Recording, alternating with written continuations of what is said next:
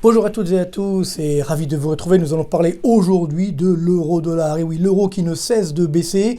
On se demande jusqu'où ça va aller évidemment et puis surtout quelles sont les conséquences. C'est les trois grandes questions. Donc déjà pourquoi ça baisse, jusqu'où cela va-t-il continuer et enfin quelles conséquences pour notre quotidien, pour notre croissance par exemple, pour le chômage. On va le voir tout à l'heure. Alors on va commencer tout de suite. Rappelez-vous en début d'année j'avais annoncé que l'euro allait baisser. À l'époque on était à 1,23 $ pour un euro.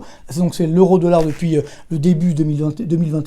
Ça a bien baissé, ça a remonté, et là, de nouveau, depuis quelques semaines, on voit qu'on s'effondre. Là, au moment où je parle, on est à 1,1277 € pour un dollar, donc on est passé sous les 1,13 $ pour un euro. On est donc sur des plus bas depuis 2020, en fait, en pleine pandémie. Donc, question de savoir, est-ce que cela peut durer? Alors déjà, pourquoi l'euro baisse? Alors, je l'avais annoncé effectivement en début d'année, l'euro baisse pour des raisons tout à fait justifiées. D'abord, d'un point de vue structurel.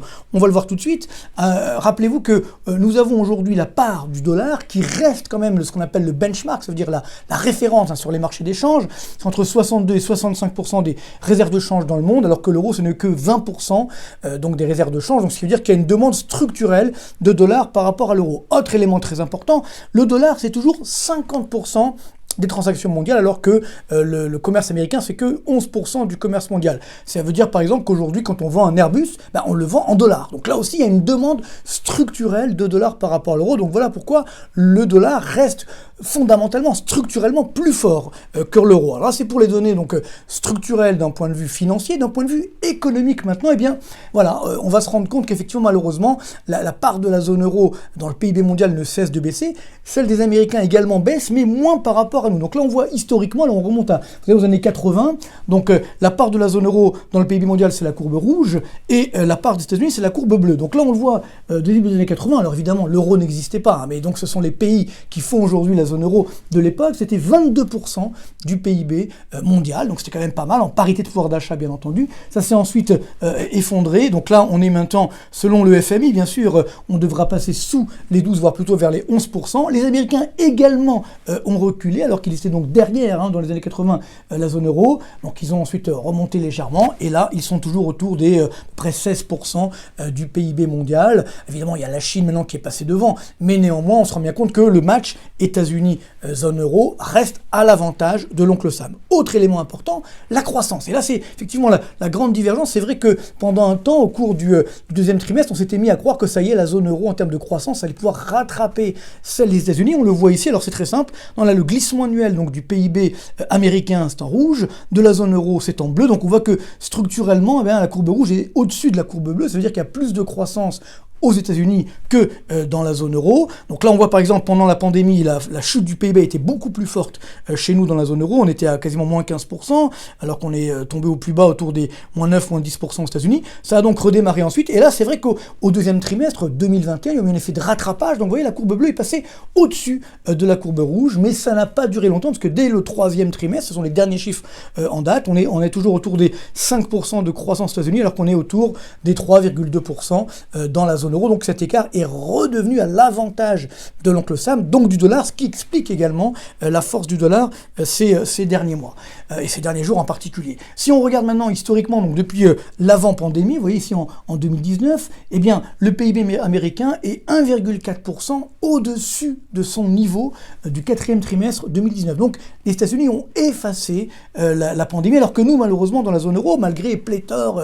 de dépenses publiques, de planches à billets, etc., eh bien nous sommes toujours derrière. Vous voyez, on est encore à 0,5% en deçà du niveau de 2019. Donc là aussi, alors j'ai quand même mis pour mémoire la Chine, on est à 8,2%, donc au-dessus de son niveau de PIB d'avant-pandémie. Bon, c'est le problème effectivement de l'économie chinoise qui est la grande gagnante de cette pandémie, mais si on revient sur le match États-Unis-zone euro, là aussi on a encore un avantage à l'oncle Sam, donc encore un avantage évidemment au dollar. D'ailleurs, si on regarde structurellement depuis les années 95 exactement, là on a donc des statistiques comparables entre les États-Unis et la zone euro, et bien donc on voit ici, donc là c'est l'écart donc de croissance en termes de glissement annuel entre les États-Unis et la zone euro. Et donc regardez bien, donc la courbe bleue c'est trimestre après trimestre, et la courbe rouge c'est en cumulé. Donc si on cumule tous ces écarts de croissance, on voit que la zone euro est très rarement au-dessus des États-Unis, c'est quand on est au-dessus de la barre des zéros, sinon on est généralement donc en dessous. Et bien si on cumule tous ces écarts, ce qu'on appelle en mathématiques l'intégrale pour ceux qui connaissent, et bien nous avons effectivement, regardez, quasiment 100 points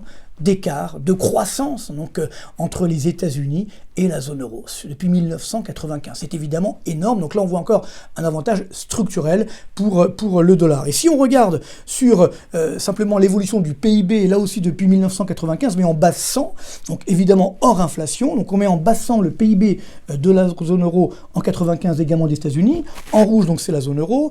En bleu, c'est les États-Unis. Donc on voit que cet écart ne cesse de se creuser. Alors évidemment, il y a la pandémie pour tout le monde, un peu moins forte aux États-Unis, mais regardez aujourd'hui, on a donc à peu près 185%, donc 185 base 100 en 95, veut dire 85% d'augmentation du PIB américain hors inflation depuis 95, alors que dans la zone euro, vous voyez, on est autour des 45%. Ça veut dire qu'il y a 40 points d'écart de PIB entre les États-Unis et la zone euro depuis 1995. Là aussi, on comprend pourquoi, malheureusement, malgré une politique parfois à peu près a priori semblable, va-t-on dire, eh bien, on a une croissance plus forte aux États-Unis. Donc là aussi, avantage pour le dollar. Alors, si maintenant on regarde pour l'avenir, parce que c'est ce qui compte également, si on a compris pourquoi l'euro, effectivement, a structurellement tendance à baisser, est-ce que ça va continuer? Eh bien oui, ça c'est les derniers indicateurs avancés donc des directeurs d'achat.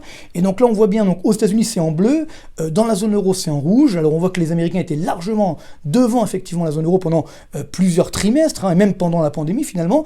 On a eu un petit sursaut, entre guillemets, où dans la zone euro, on est passé devant les États-Unis pendant quelques mois, on était juste au-dessus de la courbe rouge, juste au-dessus de la courbe bleue.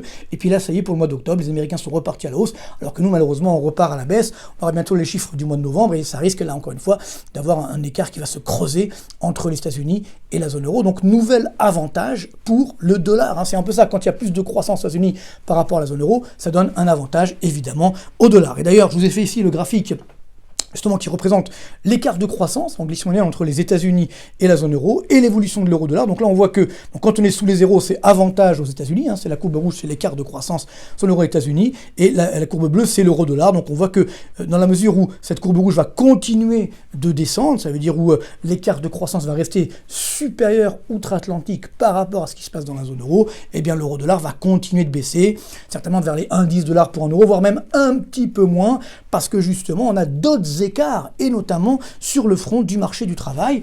On le voit ici, là vous avez donc le taux de chômage américain, 4,6%. Donc là, on voit la différence de stratégie face à la crise. C'est qu'aux États-Unis, il y a eu beaucoup moins d'aide que chez nous. Donc le taux de chômage a flambé. On est monté à 15% donc, au début de la première pandémie, du premier confinement. Et ensuite, ce taux de chômage, évidemment, s'est effondré. On est donc aujourd'hui à 4,6%. Alors que dans la zone euro, c'est vrai que ça a moins augmenté, mais ça a également moins baissé. On est à plus de 7% aujourd'hui de taux de chômage. Donc là aussi, on comprend qu'on a un avantage au dollar. Autre élément encore plus marquant, c'est pour le taux de chômage des jeunes, oui, des moins de 25 ans. Et bien là, c'est les chiffres du mois de septembre. Regardez, 9% aux États-Unis, ça a bien baissé. Bien sûr, c'était monté à 27% pendant la crise. Ça repart à la baisse. Mais chez nous, dans la zone euro, on est toujours autour des 16% de taux de chômage des moins de 25 ans. Donc, vous voyez, c'est quand même 7 points d'écart. C'est assez énorme. Et encore une fois, ça renforce la suprématie, entre guillemets, de l'économie américaine par rapport à celle de la zone euro et également du dollar par rapport à l'euro. Donc, si on fait un petit récapitulatif des forces et des faiblesses en présence, donc ce que j'appelle le match de la crédibilité entre les États-Unis et la zone euro. Donc en termes de croissance structurelle outre-Atlantique, on a une croissance structurelle de 2,5%.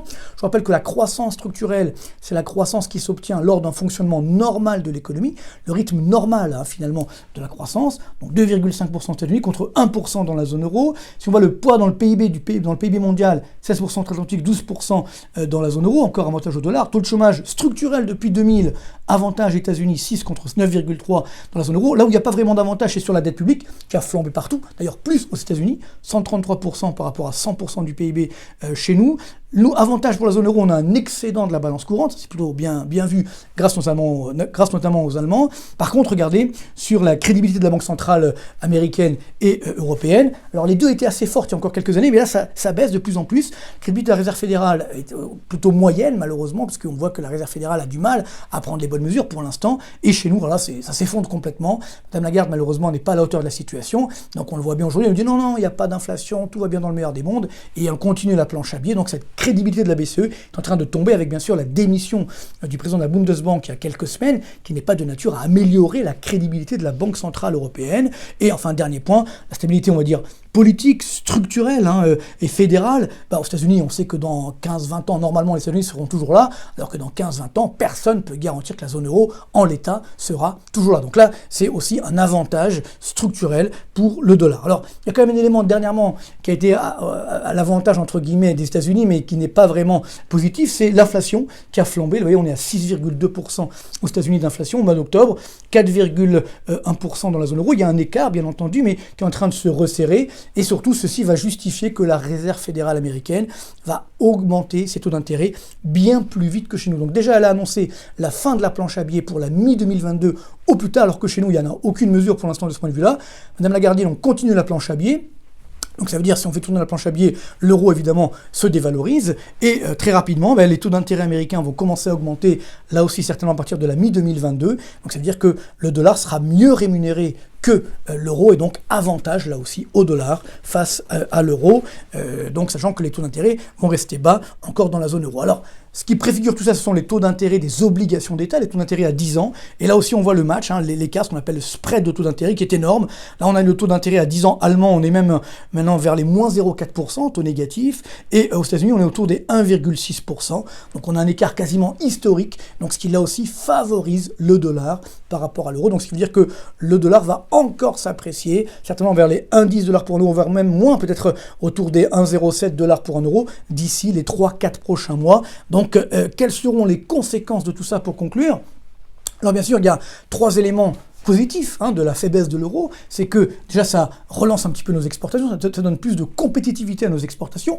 Parallèlement, les produits nationaux, eux aussi, retrouvent de la compétitivité par rapport aux produits importés, parce que les produits importés sont plus chers, donc là aussi on peut dire qu'on va gagner des parts de marché pour nos produits nationaux, et également ça peut attirer les investisseurs étrangers qui se disent finalement, là avec la baisse de l'euro, c'est pas cher d'investir chez nous, donc ça génère un petit peu de croissance via ces flux d'investissement. Donc au total, quand l'euro baisse de 10% en moyenne sur une année, ça peut ramener 0,5 points à la croissance de la zone euro. C'est pas grand-chose, mais comme on n'a pas beaucoup de croissance, c'est toujours bon à prendre. Mais, parce qu'il y a un mais évidemment, c'est qu'il y a également des impacts négatifs de la faiblesse de l'euro. Le premier, c'est que quand l'euro monte, bien évidemment, ça augmente l'inflation importée. Donc on a déjà beaucoup d'inflation, ce qui veut dire que l'inflation va encore augmenter demain, et notamment sur les prix des matières premières, qui sont par exemple le dollar, le pétrole libellé en dollars. Donc quand on libelle en euros, évidemment, ça coûte plus cher. Donc là, c'est un élément négatif, ça va casser le pouvoir d'achat.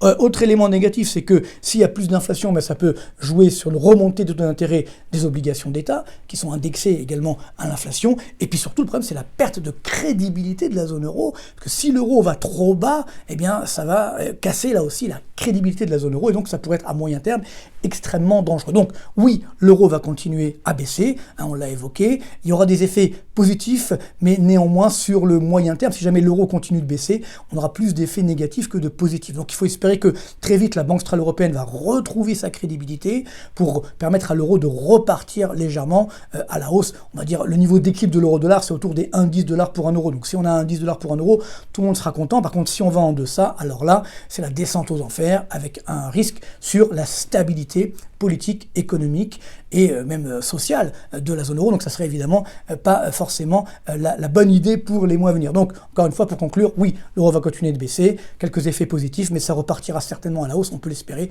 pour 2023. Merci beaucoup, bonne continuation et à très bientôt.